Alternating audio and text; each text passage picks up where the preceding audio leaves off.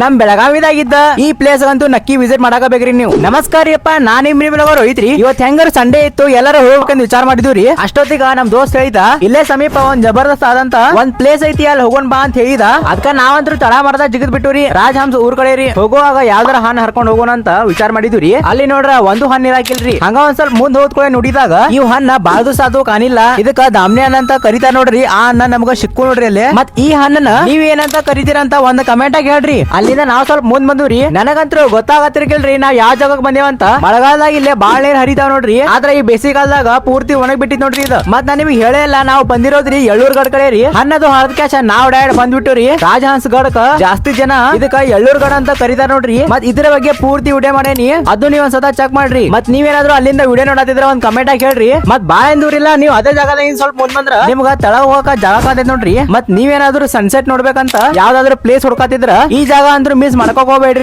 ನೀವು ಗುಡ್ಡ ಮೇಲಿಂದ ನೋಡಿದ್ರ ಅಲ್ಲಿಂದ ನಿಮ್ಗ ಬ್ಯೂಟಿಫುಲ್ ಆದಂತ ವ್ಯೂ ಕಾಣ್ತೈತಿ ನೋಡ್ರಿ. ಮತ್ ನಾನ್ ನಿಮಗೆ ಹೇಳೋದ್ ಇಷ್ಟ ರೀ, ನೀವು ಯಾವ್ದೇ ಪ್ಲೇಸ್ ಹೋದ್ರು ಅಲ್ಲಿ ವೇಸ್ಟ್ ಅನ್ನ ಚಲ್ಬೇಡ್ರಿ. ನಾ ಗುಡ್ಡ ಹೇಳೋದ ಕ್ಯಾಶ ಏರಿ ಬರಸ್ಟ್ ಹೋಗಂದ್ರ ನಂದಂತೂ 12 ಬಿಟ್ಟಿತ್ತು. ಮತ್ ನಿಮಗೆ ಇದೇ ತರ ವಿಡಿಯೋ ಬೇಕಾದ್ರೆ ಫಾಲೋ ಮಾಡ್ಕೊಡ್ರಿ ನಮಗ.